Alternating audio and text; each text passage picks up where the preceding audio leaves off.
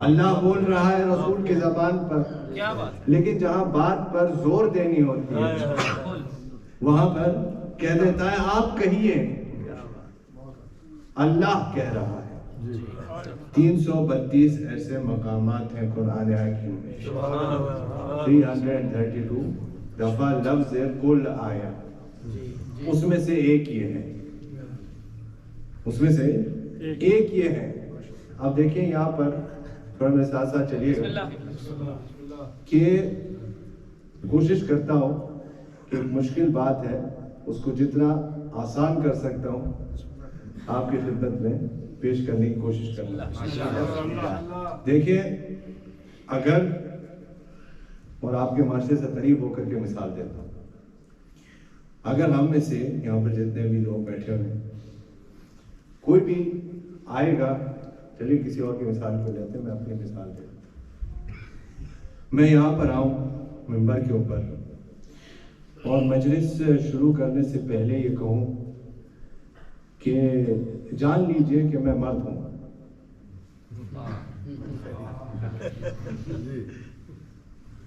تو سب کہیں گے وہ تو ظاہر ہے، یہ بات ظاہر ہے، یہ کہنے کی ضرورت نہیں ہے۔ یعنی اگر کوئی بات ظاہر ہوتی ہے، تھوڑا سا بولیے، اگر کوئی بات ظاہر ہے تو اسے کہنے کی ضرورت نہیں ہے۔ اگر کوئی بات کہی گئی ہے اس کا مطلب ہے ظاہر نہیں ہے۔ تھوڑا سا میرے ساتھ ساتھ چلیے۔ اگر میں یہ کہوں کہ میں مرد ہوں تو آپ کہیں گے کہ یہ بات ظاہر ہے، یہ کہنے کی ضرورت نہیں ہے۔ اس کا مطلب ہے کہ اگر کوئی بات کہی جا رہی ہے تو وہ ظاہر نہیں ہے۔ اگر کوئی بات کہی جا رہی ہے، یہ عام آدمیوں کی بات ہو رہی ہے، عام کلام کی بات ہو رہی ہے کہ اگر کوئی بات ظاہر نہیں ہے تب وہ بات کی جاتی ہے، اس پر زور دیا جاتا ہے، اسے ایمفیسائز کیا جاتا ہے۔ یہاں تو خدا کا کلام ہے، یہاں تو خدا کا کلام ہے اور بات کس کی ہو رہی ہے؟ حضور کی بات ہو رہی ہے۔ اس کا مطلب ہے کہ حضور کے متعلق کچھ اور اشتباہ تھا، کچھ اور اشتباہ تھا کہ اللہ کو یہ کہنا پڑا کہ آپ کہہ دیجئے کہ انما انا بشر مثلکم، تمہارے جو اشتباہ ہیں وہ غلط ہیں، میں تمہاری طرح انسان ہوں۔ تو جو میں تمہاری طرح، انما انا بشر مثلکم، بس میں تمہاری طرح انسان ہوں اور کچھ نہیں ہوں۔ ظاہر ہے اس کے پیچھے کانٹیکسٹ سے یہ بات بھی آپ کی خدمت میں بیان کی جا چکی ہے، لیکن آیت کے بعد کو اور بات کو تسلسل دینے کے لیے دوبارہ عرض کریں بسم اللہ کہ زمانے پیغمبر میں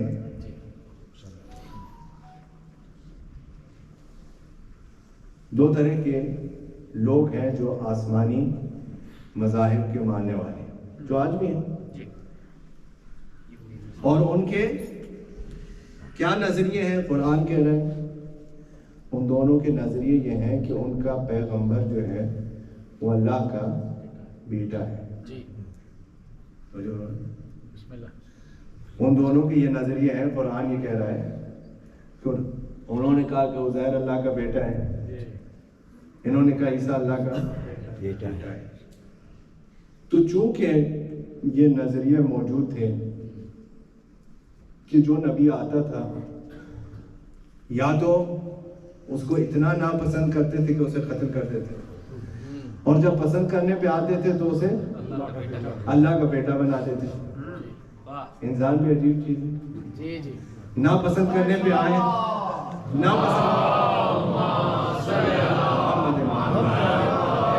ناپسند کرنے پہ آئے تو قتل کر دیں، اور پسند کرنے پہ آئے تو اللہ کا بیٹا بنا دیں۔ تو اللہ نے اعلان کر دیا کیا وہ آ رہا ہے کہ جو ان سب سے فضیلت میں تو زیادہ ہے؟ اب وہ آ رہا ہے جو ان سب سے فضیلت میں تو زیادہ ہے، تو کہیں یہ اشتباہ نہ ہو جائے کہ مسلمان ان کو اللہ کا بیٹا کہہ دیں. کیا بات تو پہلے اعلان کر دیا انما انا بشر مثلکم، اے میرے حبیب کہہ دیجئے کہ میں نہ اللہ ہوں نہ اللہ کا بیٹا ہوں، میں ایک بشر ہوں تمہاری طرح. تو جو ہمارے اب مسلمانوں نے کیا ستم کر دیا، انہوں نے آیت کو یہیں تک پڑھ لیا. آگے بھی تو آیت ہے، میں نے بھی آیت کا ایک جزو ابھی پڑھا ہے، ابھی بات جاری ہے، ابھی بات جاری ہے. اس بات کو واضح کرنے کے لیے تاکہ جن مرحوم کا یہ جملہ ہے ان کے سارے ثواب بھی ہو جائے. بہت سارے بزرگ ہیں یہاں پر جنہوں نے ان کو لائیو بھی سنا ہو.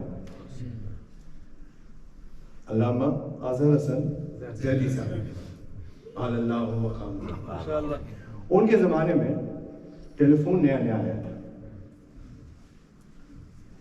موبائل والا نہیں، وائر والا، لینڈ لائن. سروات پڑھے ہو تو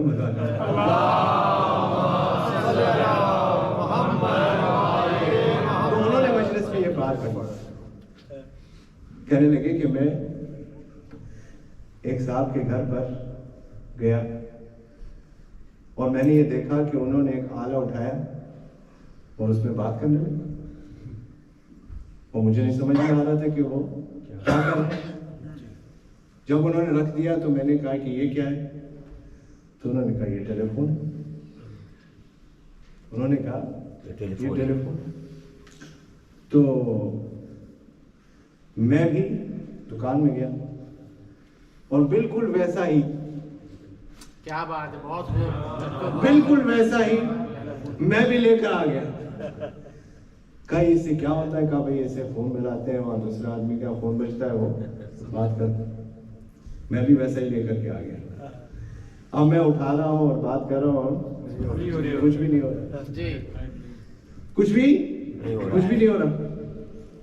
تو میں واپس گیا ان کے پاس اور میں نے کہا کہ بالکل جیسا آپ کا ہے ویسا ہی میں لے کے آیا ہوں، لیکن اس میں تو ڈائل ٹون ہی نہیں آ رہی. کہ قبلہ آپ نے فون لیا ہے، کنیکشن بھی لینا پڑتا ہے،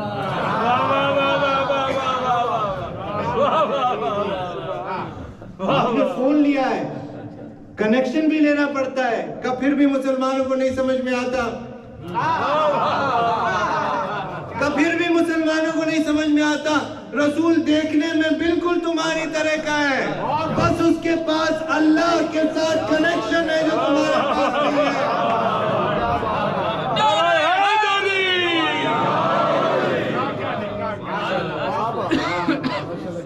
قبلہ کی بلندی درجات کے لیے ایک بات بلند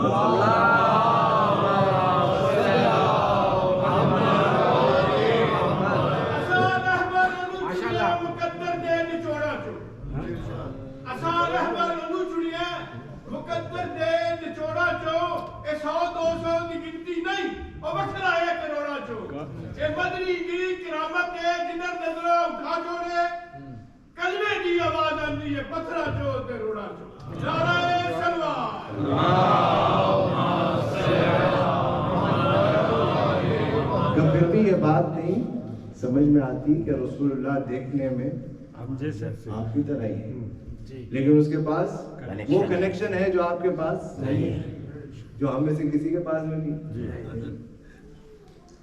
تو ظاہر ہے کہ دیکھنے میں آپ جیسا کیوں ہے، اس کے سبب کیا ہے، اس کی علت کیا ہے، ریزننگ کیا ہے، اللہ نے بیان کر دیا. بسم اللہ. کیوں؟ اس لیے کہ انہوں نے یہ کہا تھا کہ اگر اللہ کوئی فرشتہ بھیج دیتا تو ہم مان لیتے. اچھا، عربیوں نے یہ کہا کہ اللہ فرشتہ بھیج دیتا اور فرشتے کا نہیں بھیجا تھا، انسانوں میں سے اور کوئی نہیں ملا تھا ان کے علاوہ، کوئی پیسے والے کو، کوئی سردار قبیلہ کو. ان کو کیوں اللہ نے منتخب کیا، ان کو کیوں چوز کیا، انہیں کیوں اللہ نے نبی بنائے؟ تو اللہ نے اس کی علت بھی اور ریزننگ بھی بیان کر دیا کہ چوز کرنا نبی بنانا کس کو بنانا ہے یہ ہمارے ہاتھ میں، بے شک کیونکہ ہادی ہمارا ہے، بے شک جی رہبر ہمارا ہے، اس لیے یہ اختیار ہمارے ہاتھ میں ہے، کسی اور کے ہاتھ میں نہیں ہے۔ اور علت کے انسان کیوں بنایا ہے، ریزننگ کے انسان کیوں بنایا، تو دیکھیں یہ ہمارے آپ کے سے قریب ہو کر کے بات ہے۔ وہ کیا ہے؟ وہ یہ ہے کہ اس لیے کہ اللہ نے یہ تقاضا کیا ہے۔ کیا تقاضا کیا؟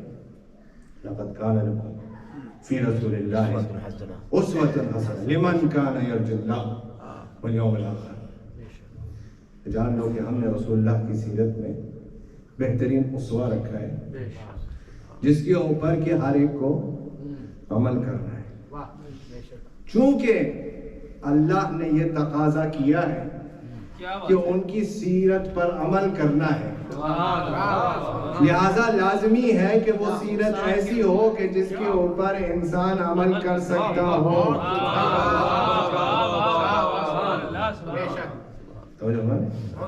لازمی ہے، اللہ کے عدل کا یہ تقاضا ہے کہ وہ انسان کو پیغمبر بنائے تاکہ میدان قیامت میں کوئی یہ نہ کہہ سکے کہ اللہ تم نے اس کو پیغمبر بنایا تھا جس کی سیرت پر عمل ہو ہی نہیں سکتا تھا، تم نے ایسے کو بنایا تھا جس کی زندگی کے تقاضے ہماری طرح کے تو تھے ہی نہیں۔ لہذا واجب ہے، لازمی ہے، اللہ کے عدل کا تقاضا ہے کہ اس نور کے پیکر کو انسانی حجاب میں دنیا میں اتارا جائے۔ اور یہ بھی انسانوں کی مجبوری تھی۔ عزیزان محترم، اگر کوئی یہ کہے کل صبح کو 1 گھنٹے میں سورج کو دیکھوں گا، کیا ہوگا؟ اندھا ہو جائے گا۔ جی جی 1 گھنٹہ کیا 5 منٹ بھی سورج کو نہیں دیکھ سکتا، جی سورج کو نہیں دیکھ سکتا۔ سورج کیا چیز ہے؟ مصطفیٰ کے نور کا صدقہ ہے۔ سورج مصطفیٰ کے نور کا صدقہ ہے، جو صدقے کو نہیں دیکھ سکتا وہ اصل کو کیا دیکھتا؟ بہت خوب جب صدقے کو نہیں دیکھ سکتا تو اصل کو کیا دیکھتا؟ کہ جب اصل کو دیکھ نہیں سکتا تھا اس کی سیرت پہ کیسے عمل کرتا؟ کیا بات جی جی اس کی سیرت پہ کیسے عمل کرتا؟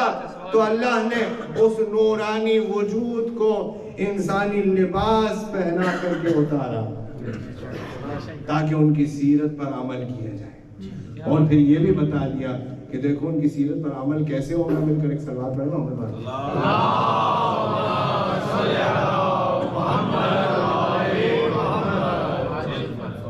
ان کی سیرت پر عمل کیسے ہوگا؟ اگر کوئی یہ سمجھے گا کہ یہ سمجھتا ہے کہ بس ہم رسول کو دیکھیں گے اور پھر وہ کرتے جائیں گے جو وہ کہیں گے یا جو وہ کریں گے، اتنا آسان ہوتا تو پھر بات ہی کیا تھی؟ پھر بات ہی کیا تھی؟ تو قرآن کی آیت ہے، اور بڑی ہی عجیب و غریب آیت ہے۔ بسم اللہ سورہ مبارک ہے محمد، چونکہ حضور کے نام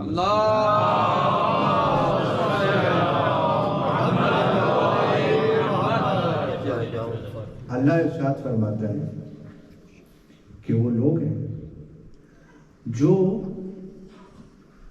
آپ کی بات کو سنتے ہیں، غور سے سنتے ہیں، پھر جب باہر آ جاتے ہیں تو پھر اوت العلم سے پوچھتے ہیں کہ یہ کیا کہہ رہے تھے؟ کیا بات کیا بات یہ آپ کی بات کو غور سے سنتے ہیں۔ یہ کس کی بات ہو رہی ہے؟ جو بالمشافہ ڈائریکٹلی حضور کی بات سن رہے ہیں، کیا بات ہے کیا بات حضور کے محفل میں بیٹھے ہیں، حضور کے بزم میں بیٹھے ہیں، جی حضور کی بات کو سن رہے ہیں، غور سے سنتے ہیں، اور اس کے بعد باہر آ کر اوت العلم سے پوچھتے کہ یہ کیا کہہ رہے تھے۔ ہاں جی جی تو اللہ نے بتا دیا کہ جان لو کہ جب زمانہ پیغمبر میں اوت العلم کی ضرورت ہے، جب زمانہ پیغمبر میں حضور موجود نبی اوتل علم سے پوچھنا پڑے گا کہ حضور کیا کہہ رہے ہیں، تو بعد پیغمبر کیسے ہو سکتا ہے کہ حضور کی بات بغیر اوتل علم کے سمجھ میں آ جائے؟ مل کے صلوات پڑھیں محمد۔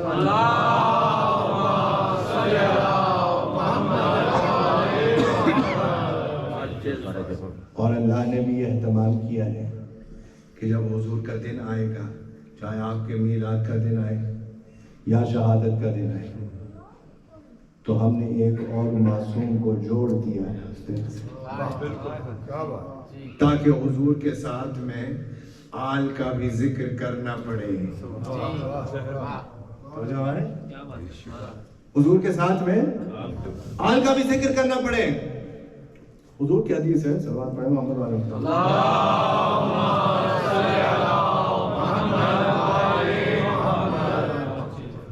حضور نے فرمایا کہ حسن علیہ السلام میرے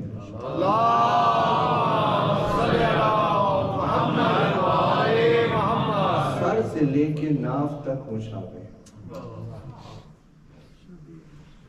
سر سے لے کے ناف تک مشابہ ہیں، اور ناف سے لے کے پاؤں تک مشابہ ہیں حسین علیہ السلام۔ حضور کی حدیث ہے اور متفق علیہ حدیث ہے کہ حسن مجتبیٰ میرے ٹاپ ہاف کے مشابہ ہیں، ریزمبلنس ہے، اور حسین علیہ السلام نیچے کے ہاف کے۔ کیوں فرمایا ایسا حضور؟ اس لیے کہ ہاتھ جو ہے وہ اوپر کے حصے میں ہوتے ہیں اور پاؤں نیچے کے حصے میں ہوتے ہیں، یعنی جو ہاتھ سلو لکھیں گے، جو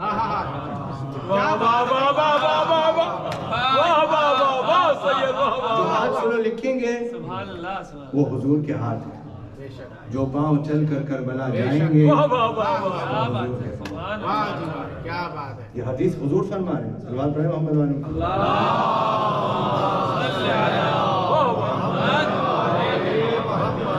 اب امام حسن علیہ السلام دیکھیے، دونوں یہ جن دو ہستیوں کا آج ذکر ہے اور مجلس ہے، یہ دونوں مظلوم ہیں، نہ رسول کا ذکر ہوتا ہے۔ لیکن امام حسن علیہ السلام کے متعلق جو کچھ بھی کوئی کہنا چاہتا ہے، پہلے وہ یہ پرکھ لے اس حدیث کی روشنی میں کہ وہ بات حضور کے لیے کہہ سکتا ہے، اس کے بعد پھر بات کرے۔ اس حدیث کی روشنی میں پہلے یہ سوچ لے کہ امام حسن نے فلاں کر دیا تھا، امام حسن نے ایسا کر دیا تھا، امام حسن نے ویسا کر دیا تھا، کیا یہ بات حضور کے لیے وہ کہہ سکتا ہے؟ اگر وہ کہہ سکتا ہے تو پھر امام حسن کے لیے بھی کہہ دے، لیکن اگر حضور کے لیے نہیں کہہ سکتا تو پھر سوچ لے، کیونکہ حضور نے یہ کہہ دیا کہ یہ ہاتھ ویسا ہی ہے جیسے میرا ہاتھ ہے، یہ سیرت ویسی ہی ہے جیسے میری سیرت ہے، یہ عمل ویسا ہی ہے جیسا میرا عمل ہے۔ اور حضور نے تو صلح کی کافروں کے ساتھ میں۔ اچھا، صلح کس چیز کو کہتے ہیں؟ یہ تھوڑا مثال ساتھ چلیے۔ صلح کس چیز کو کہتے ہیں؟ جب جنگ موقوف کی جاتی ہے، روکی جاتی ہے، تب صلح ہوتی ہے۔ کیا بات ہے، جی جی کیا بات، یعنی جن کے ساتھ جنگ ہو رہی ہوتی ہے، کیا بات، بڑا بولیں، جن کے ساتھ جنگ ہو رہی ہوتی ہے ان کے ساتھ صلح ہوتی ہے۔ تو جب فرمانے یعنی صلح کا مطلب یہ ہے کہ اس سے پہلے جنگ ہو رہی تھی ان کے ساتھ، اب رسول اللہ کے ساتھ کس نے جنگ کی؟ اور رسول اللہ نے ان کے ساتھ صلح کی۔ کیا بات ہے، جبکہ وہ تو اللہ کا نام محمد رسول اللہ لکھنے کے بھی روادار نہیں تھے، انہوں نے تو اس بات پر ہنگامہ کر دیا کہ آپ نے محمد رسول اللہ کیوں لکھا، وہ تو اس بات کو بھی قبول کرنے کے لیے تیار نہیں تھے کہ آپ نے محمد رسول اللہ یا علی کیوں لکھا۔ تو یہ بات ذہن میں رکھیے گا، آگے جا کر اس سے کام لے لیں کہ رسول اللہ علی نے لکھ لیا اور علی نے نہیں کاٹا۔ بالکل بالکل، क्यों नहीं काटा, इसे आगे जाके थोड़ा काम करें, तो ज़हन में रखिएगा ये बात। बिस्मिल्लाह। तो रसूलुल्लाह ने तो सुलह उनके साथ की कि जो इस चीज के भी रवादार नहीं थे, इस चीज के भी कायल नहीं थे। तो इमाम हसन ने तो सुलह उस शख्स के साथ की जो ज़ाहिरी तौर पर तो कलमा पढ़ रहा था। जाहिर है शरीयत जो है वो जाहिर पर होती है। अगर कोई कलमा पढ़ रहा है तो उसे मुसलमान समझा जाएगा, ये शरीयत का हुक्म है। अब उसका क्या होगा अंजाम, ये वो जाने और अल्लाह जाने, लेकिन जाहिरी तौर पर उसे मुसलमान ही कहा जाएगा। तो अगर रसूल काफिरों के साथ सुलूक कर सकते हैं, अगर रसूल काफिरों के साथ सुलूक कर सकते हैं, तो ये बताने के लिए ये क्यों किया है, सुलूक क्यों किया रसूल ने या इमाम हसन ने, क्यों किए हैं? ये बताने के लिए है कि दीन इस्लाम जंग का एक दीन नहीं है। जी जी बेशक। दीन इस्लाम जंग का दिन नहीं है, जंग का दीन नहीं है, दीन इस्लाम सुलह का दीन है। और सुलह करके हुजूर हो या इमाम हसन हो, ये साबित करते हैं कि अगर सुलह की पेशकश हो जाए तो अल्लाह का नुमाइंदा जंग को बंद करता है। अल्लाह का नुमाइंदा जंग को बंद करता है और सुलह करता है, ताकि ये साबित हो कि दीन इस्लाम जंग नहीं सुलह चाहता है, ताकि ये वाज़ेह हो कि दीन इस्लाम जंग नहीं चाहता। हाँ, अगर मजबूरी हो, अगर जंग हमारे ऊपर मुसल्लत की जाएगी तो हम दिफा करेंगे, लेकिन अगर जंग रोक दी जाए और सुलह की पेशकश हो तो हम सुलह करके ये साबित करेंगे कि हम जंग नहीं चाहते, हम सुलह चाहते हैं। और उसके शराइत के अंदर चाहे किसी को समझ में आए या ना आए, लेकिन वाज़ेह होना चाहिए, साहिबान ईमान के लिए वाज़ेह होना चाहिए। देखिए एक शर्त है सुलह हुदैबिया में, क्या शर्त है कि अगर कोई काफिर जो है वो मुसलमानों की तरफ आ जाए तो मुसलमान उसको वापस कर देंगे। अच्छा। अगर कोई काफिर मुसलमानों की तरफ आ गया तो मुसलमान उसको वापस कर देंगे, लेकिन अगर कोई मुसलमान काफिरों की तरफ चला गया तो मुसलमान काफिर वापस करने के जिम्मेदार नहीं है। तो ऐसी शर्त के ऊपर कुछ लोग परेशान हो गए, मैं तो अपने जुमले का जिम्मेदार हूँ, बाकी आप किताबों में देख लीजिए कौन परेशान है। तो ऐसा क्यों किया हुजूर ने, देखिए वाज़ेह रहे ताकि ये बात इंशाअल्लाह नोट आएगा कि अगर काफिर मुसलमानों की तरफ आया तो मुसलमान वापस कर लेंगे, लेकिन अगर मुसलमान काफिरों की तरफ गया तो काफिर वापस करना जरूरी नहीं है, उनकी मर्जी है चाहे वापस करने का। तो हुजूर ने ऐसी शर्त को क्यों कबूल किया, ऐसी शर्त को क्यों कबूल किया? ताकि ये वाज़ेह हो कि ईमान की ताकत क्या है, ताकि ये वाज़ेह हो जाए कि ईमान की ताकत क्या है। का जब काफिर मुसलमानों की तरफ आएगा, मुसलमान उसे वापस कर देंगे, तो वो जाके क्या कहेगा, क्या बात है, वो जाके क्या कहेगा, वो जाके ये कहेगा, तारीफ ही करेगा कि उन्होंने मेरे साथ अच्छा बर्ताव किया, मुझे वापस कर दिया। लेकिन जब मुसलमान काफिरों की तरफ जाएगा, वहां अल्लाह को याद करेगा, नमाजें पढ़ेगा, इबादत करेगा। सलवात पढ़ लो।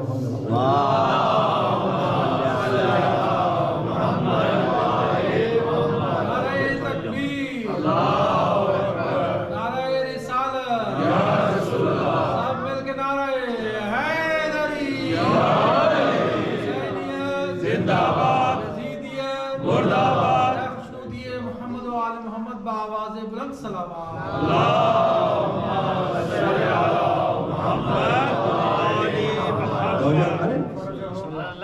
یہ کیا ایمان کی طاقت کیا ہے. تو اسی طرح امام حسن اگر کوئی شرائط لکھیں گے, آغاز گفتگو میں آپ کی خدمت میں کیا عرض کیا کہ اگر کوئی بات ظاہر ہے تو اسے بیان کرنے کی ضرورت نہیں ہے. تو اگر کوئی بات بیان کی گئی اس کا مطلب ہے کہ وہ ظاہر نہیں. تو آپ جا کر کے سلوک کی کنڈیشنز دیکھ لیں کہ کیا کیا اس میں بیان کیا گیا. کیا لکھا ہے؟ پہلی کنڈیشن کہ امیر شام قرآن اور سنت پر عمل کرے گا. معاویہ ابن ابی سفیان پہ لعنت. امیر شام قرآن اور سنت پہ عمل کرے گا. کرے گا کہ کیا مطلب؟ ابھی تک کس چیز پہ عمل کر رہا ہے؟ کرے گا کا کیا مطلب؟ اس کا مطلب ہے کہ امیر شام شیعوں کا قتل عام بند کرے گا. اس کا مطلب ہے کہ امیر شام لوگوں کا جو پیسہ ہے جس کا جو حق ہے وہ ان تک پہنچائے گا. اس کا مطلب ہے پیسہ لے کے بیٹھا لوگوں کو ان کا حق نہیں ہے. امیر شام علی کے اوپر تبرہ بند کرائے گا. امیر شام کسی کو اپنا جانشین نہیں بنائے گا. عزیزان محترم, اب مجھے کہنے دیجیے کہ یہ صلح نہیں ہے. مجھے کہنے دیجیے یہ صلح نہیں ہے. یہ تو حسن مجتبیٰ نے امیر شام کی چارج شیٹ بنا کر اس کے ہاتھوں سے دستخط کرا کر کے تا قیام قیامت یہ ثابت کر دیا کہ کیا کیا وہ کر رہا تھا.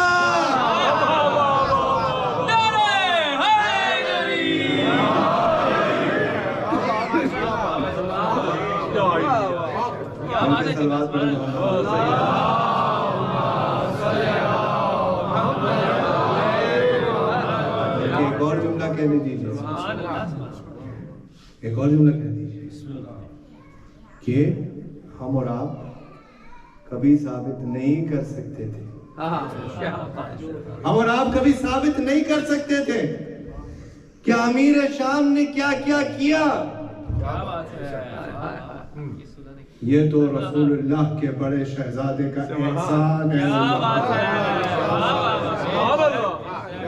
احسان ہے امت کے اوپر کہ انہوں نے اس کے قلم سے اس کے دستخط کے ساتھ ثابت کر دیا کہ وہ کیا کیا کر رہا تھا,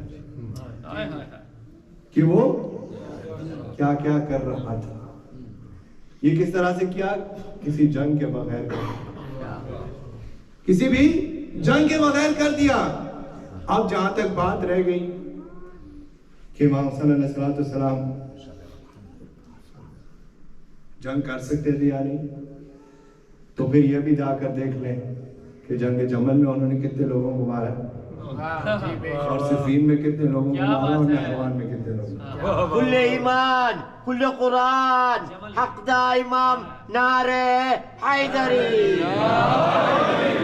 اور ان جنگوں میں ان کی کارناموں کو دیکھ کر کے انسان کے اوپر آیا ہو جائے کہ یہ وہ ہیں جن کو تلوار چلانا بھی آتا ہے اور تلوار روکنا بھی آتا ہے. چلانا بھی آتا ہے اور روکنا بھی آتا ہے, تاکہ یہ واضح ہو جائے کہ کوئی یہ اعتراض نہیں کر سکتا کہ آپ نے جنگ سے ڈر کر کے معاذ اللہ یا جنگ کو روک کر کے ہاں جہاں صلح کی پیشکش ہو جائے تو اصول کو فالو کیا گیا کہ اللہ کا نمائندہ صلح کو قبول کر کے ثابت کرے گا کہ دین اسلام وہ اسلام کہ جس کا محافظ امام ہے وہ صلح کا مذہب ہے. ہاں جس اسلام میں امامت نہیں ہے وہ ہوگا جنگ کا مذہب. جس اسلام میں امامت نہیں ہے وہ ہوگا جنگ کا مذہب, لیکن جس اسلام میں امامت ہے وہ جنگ کا مذہب نہیں ہے, وہ امن کا مذہب ہے. صلوات پڑھیں محمد.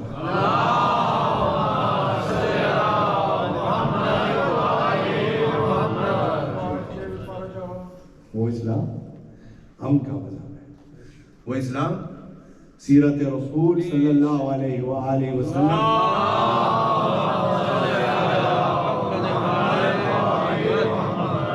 کون بتائیں گے سیرت؟ کون بتائیں گے سیرت؟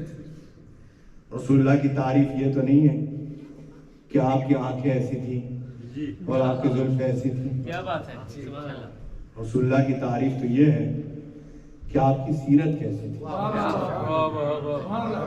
آپ کی سیرت کیسی تھی، آپ نے لوگوں کے ساتھ میں کس طرح کا برتاؤ کیا. یہ رسول اللہ کے فضائل، یہ رسول اللہ کی بات. یہ کون بتائے گا؟ دیکھیے یہ کون بتائے گا؟ اچھا 3 آپشن ہیں. یا تو صحابہ کرام بتائیں گے، تو صحابہ کرام کب کی باتیں بتائیں گے؟ بھائی کی باتیں بتائیں گے، اور وہ بھی کب سے؟ اعلان رسالت کے بعد سے. یعنی 23 سال کی زندگی، رسول اللہ کی 63 سالہ زندگی کی 23 سال کی باتیں صحابہ کرام بتا سکتے ہیں، یا ازواج بتائیں تو وہ گھر کے اندر کی باتیں بتا سکتے ہیں. مگر وہ باقی کی باتیں، کیا بات، 63 سال 63 ایئرز حضور کی حیات طیبہ ہے، اس کے بارے میں کون بتائے گا؟ دیکھیے سب باتیں چھوڑ دیں، 1,24,000 انبیاء پہ ایمان ہے، ان کے بارے میں بھی نہیں پوچھتے. جن نبی کا کلمہ پڑھتے ہیں ان کے بارے میں تو پوچھنے کا حق ہے.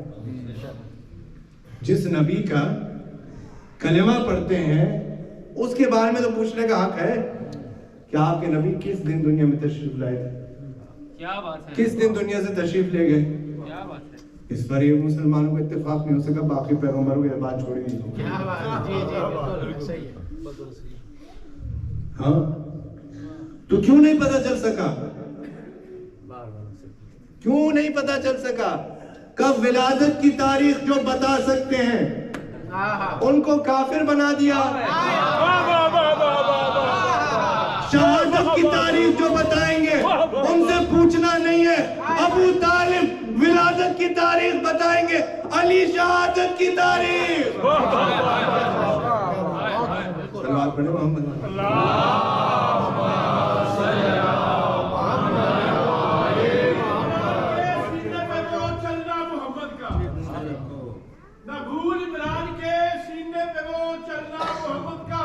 جوانی کے حسین پیکر میں وہ ڈھلنا محمد کا، علی کی دشمنی میں عصمت سرور کو مت جھونکو، کہاں آغوش کافر کی، کہاں پلنا محمد کا.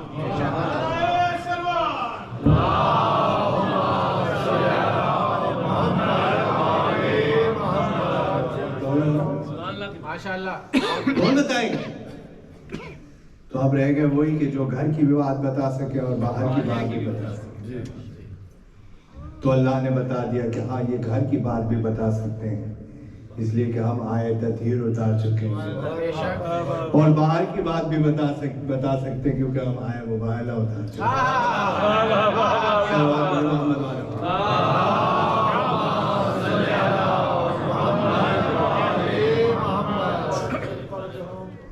اور تخت پر بیٹھ جانا، قابض ہو جانا، یہ تو آسان کام ہے. علم کو پھیلانا یہ مشکل کام ہے. بادشاہ روم نے بلا لیا، بادشاہ روم نے بلا لیا، اور میرے شام نے یزید کو بھیج دیا، مولا علی نے امام حسن کو بھیجا. یزید سے اس سے سوال پوچھے، کہا کہ یزید نے مجھے تو نہیں معلوم. کہا کہ تم رسول کی جانشینی کا دعویٰ کرتے ہو، اور جواب معلوم نہیں. پھر اس نے امام حسن سے پوچھا تو امام نے فرمایا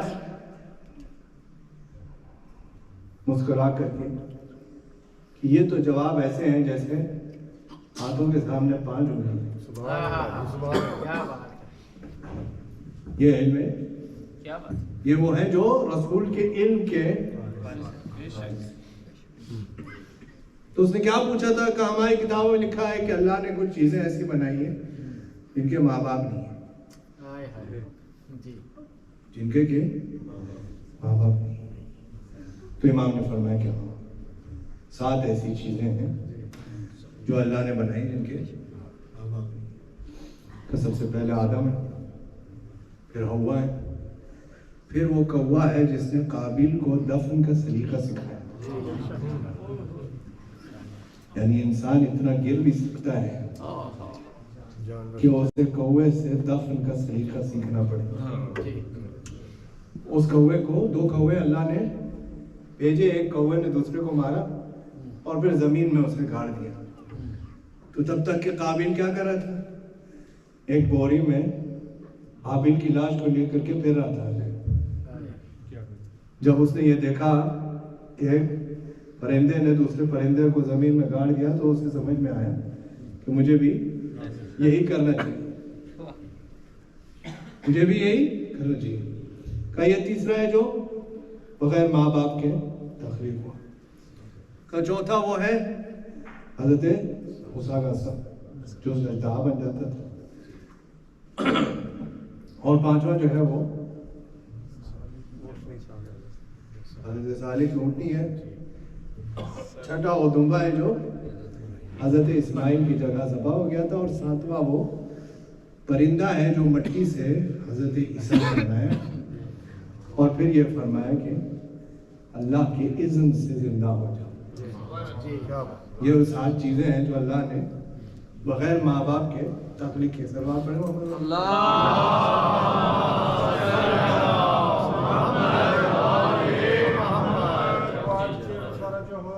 इसी तरह से एक और शख्स आ गया मौला की खिदमत में और कहने लगा कि मैं आपके शहर आपके रियाया का हूँ, सवाल पूछने। इमाम ने कहा तुम झूठे हो,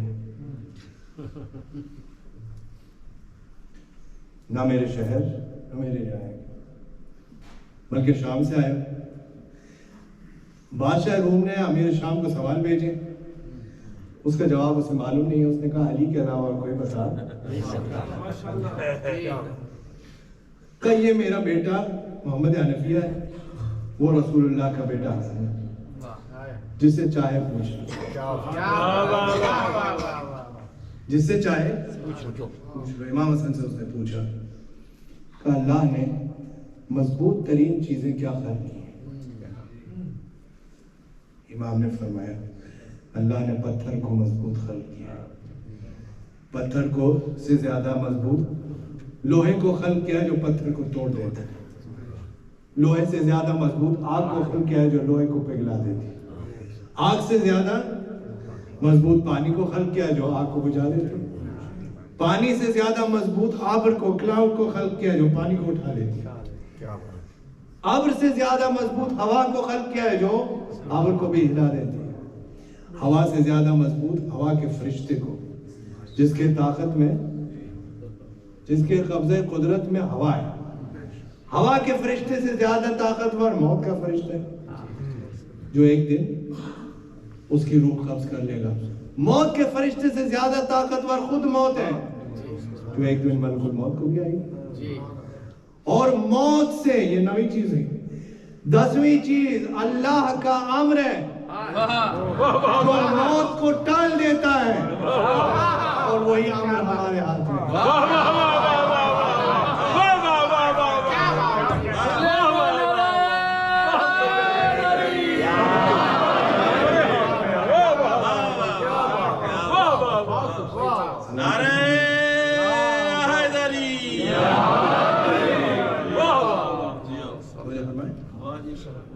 अब मैंने क्या बात की थी कि मौला अली ने नहीं काटा, याद है ना? हुदैबिया में मौला अली ने नहीं काटा। उस बात को इस्तेफादा लेना बस फिर मसाइल में दाखिल हो जाओ। मिलकर सलवात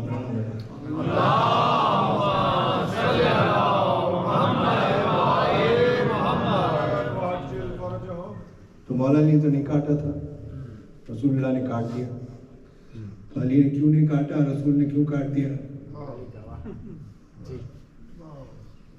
रसूलुल्लाह ने काट दिया, मौला अली ने नहीं काटा। دیکھیں اگر کہیں کیس چل رہا ہوں اور کوئی گواہی دینے کے بعد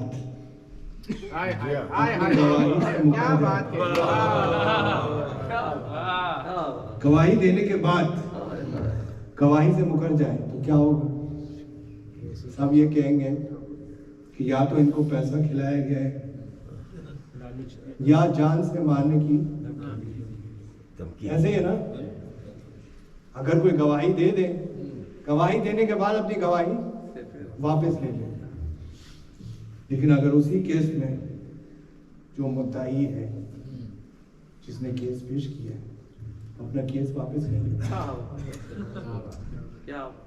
وہ کیس واپس لے لے تو سب تعریف کریں گے بھئی یہ صحیح ہے, یہ حق میں ہے, لیکن انہوں نے اپنا کیس ہی واپس لے لیا. یعنی کیس واپس لینے والے میں اور گواہی دینے والے میں یہ فرق ہے.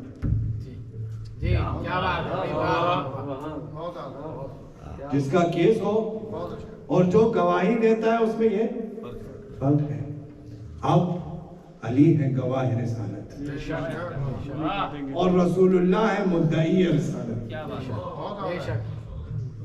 گواہ رسالت گواہی دینے کے بعد گواہی واپس نہیں لے سکتے. مدعی رسالت کا حق ہے کہ وہ اپنا دعویٰ واپس لے.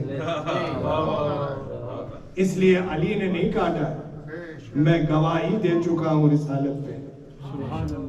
قل کفا باللہ شہیدا بینی و بینکم ومن عنده علم الکتاب, میں گواہ ہوں رسالت پہ, گواہی واپس نہیں لے سکتا. ہاں رسول اللہ کو یہ اختیار ہے کہ وہ اپنا کیس واپس لے لیں, اپنا دعوی رسالت واپس لے لیں. رسول اللہ نے یہ کاٹ دیا. عزیزان محترم کاٹ کے یہ بھی بتایا ہے کہ مجھے لکھنا بھی آتا ہے, پڑھنا بھی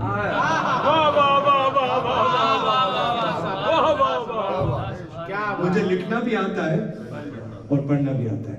24 صفر سن 11 ہجری رسول اللہ نے یہ کہا کہ قلم اور دوات لے آؤ تاکہ میں کچھ لکھ دوں, تاکہ میں کچھ لکھ دوں کہ جس کے بعد اور جس کے سبب تم کبھی بھی گمراہ نہ ہو.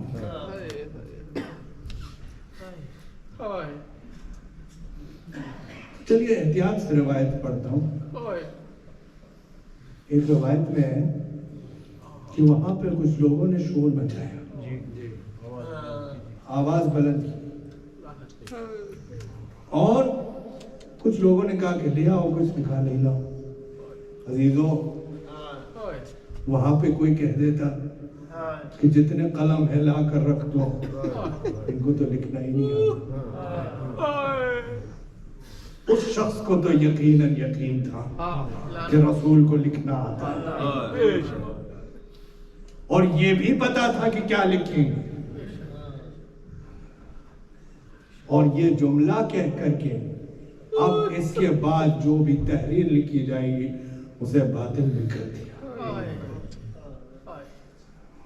عزیزوں وہ جملہ میں دہرا نہیں سکتا, مصائب تو حضور کی یہی ہیں, وہ جملہ میں دہرا نہیں سکتا.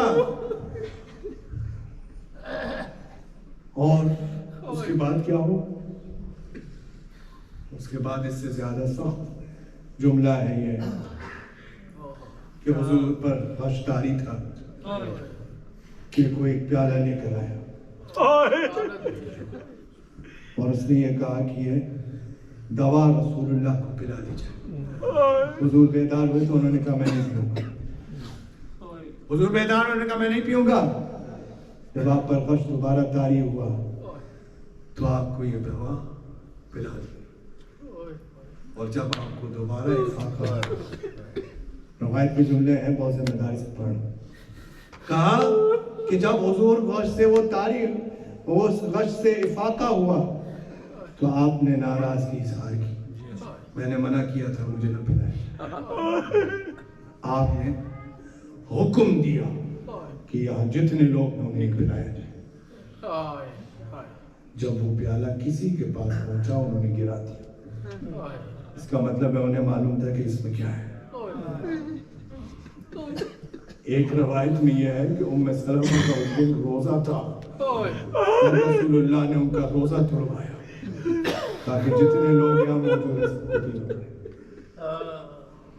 عزیزو یہ بھی رسول اللہ کے مسائل میں مسائل تو اس سے بڑھ کر کیا مسائل میں ہیں سماعت فرمائیں گے آپ عزیزو کسی بڑے آدمی کا انتقال ہو جاتا ہے مر جاتا ہے تو سوگ منایا جاتا ہے کوئی صدر مر جاتا ہے وزیر اعظم مر جاتا ہے بادشاہ مر جاتا ہے تو سوگ منایا جاتا ہے جس ملک کا وہ صدر ہوتا ہے جس جگہ کا وزیر اعظم ہوتا ہے جہاں کا وہ بادشاہ ہوتا ہے وہاں سوگ منایا جاتا ہے پرچم کو آدھے پہ لہرایا جاتا ہے یہ انسانی طریقہ کار ہے عزیزو کیا یہ سب سے بڑے مصائب نہیں ہیں حضور کے کہ رسول اللہ اس کائنات کا افضل ترین انسان مر گیا لیکن کسی نے سوگ نہیں منایا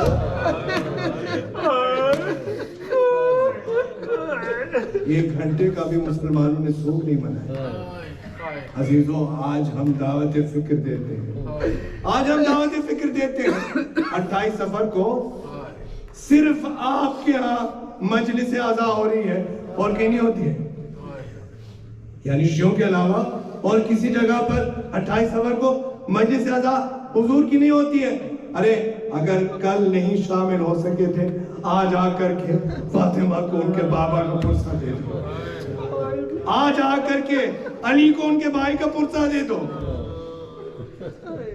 جتنے لوگ کربلا میں تھے وہ کربلا سے چل کے نجف آ گئے علی کو رسول اللہ کا پرسہ دے دو علی کو کیوں حق ہے کہ بھائی کو بھائی کا پرسہ دیا جائے اجر کو عزیزو رسول اللہ کا آخری ہوتا ہے آغوش زہرا میں حضور کا سر کہ دروازے پہ دستک ہوتی ہے دروازے پہ دستک ہوتی ہے کہتے شہزادی کہتی ہے کون ہے کہا میں رسول اللہ سے ملنے کی کہا میرے بابا کسی سے ملنے کی حالت میں کچھ دیر بعد پھر دستک ہوتی ہے پھر وہ اصرار کرتا ہے میں رسول اللہ سے ملاقات کرنا تیسری بار دستک ہوتی ہے فاطمہ کا حسن رسول اللہ کے چہرے مبارک پر گرا آپ کو حج سے افاقہ ہوا تو آپ نے فرمایا فاطمہ میں ابھی دیکھنا تو بابا کوئی آپ سے ملاقات کا اصرار کرتا کہ یہ تو تمہارے دروازے کا احترام ہے ورنہ ملک الموت جب چاہتا ہے جب چاہتا ہے اللہ کے اذن سے جاتا ہے ارے یہ وہی دروازہ ہے